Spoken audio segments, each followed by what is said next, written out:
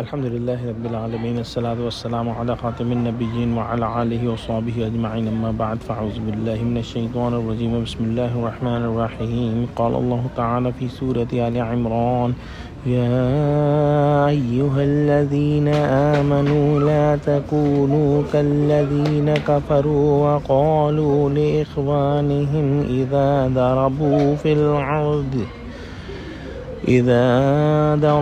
في الأرض أو كانوا غزا لو كانوا عندنا ما ماتوا وما قتلوا ليجعل الله ذلك حسرة في قلوبهم والله يحيي ويميت واللہ بما تعملون بصیر۔ ترجمہ: مومنوں، ان لوگوں جیسے نہ ہونا جو کفر کی باتیں کرتے ہیں، اور ان کے مسلمان بھائی جب خدا کی راہ میں سفر کریں اور مر جائیں یا جہاد کو نکلیں اور مارے جائیں تو ان کی نسبت کہتے ہیں کہ اگر وہ ہمارے پاس رہتے تو نہ مرتے اور نہ مارے جاتے۔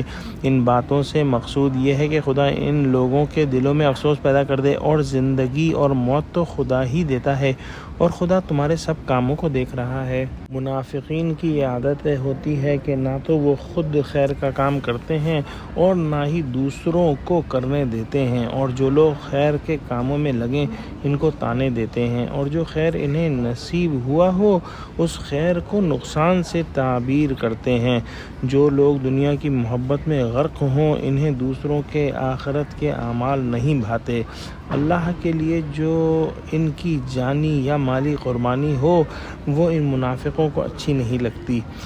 انہوں نے کہا کہ ہمارے بھائی جو کہ نسب میں ان کے بھائی ہوتے تھے، ایک ہی قبیلے کے تھے، ایک ہی خاندان کے تھے، اور منافقین ظاہری طور پر بھی دینی بھائی کہلاتے تھے، تو یہ منافقین اپنے مومن بھائیوں سے کہتے ہیں کہ تم جو سفر میں گئے اور جہاد میں شریک ہوئے، اگر تم یہیں ہمارے پاس رہتے، سفر میں نہ جاتے، جہاد نہ کرتے تو نہ مرتے اور نہ مارے جاتے۔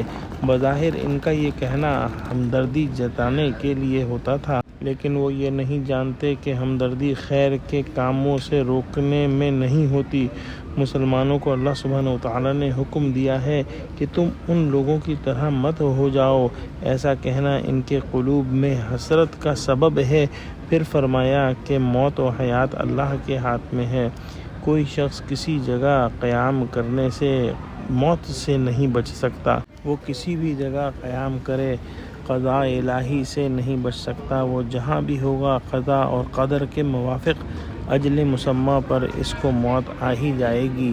اب چاہے تو موت گھروں کے بستروں پہ جو ہے وہ آئے، یا پھر جو ہے وہ میدان جنگ کے اندر آئے، موت اٹل حقیقت ہے، اور اس کو دنیا کا ہر انسان مکمل طور پر سمجھتا ہے، لیکن اس کے باوجود وہ دنیا کی محبت کے اندر غرق رہتا ہے، اور شیطان اس کو یہ عمل اچھا کر کے دکھاتا ہے۔ منافقوں کی یہ چال بازیاں کچھ ہی دنوں کی ہیں، اور ایک دن ان کو بھی مرنا ہے اور اللہ سبحانہ وتعالیٰ کے سامنے حاضر ہونا ہے۔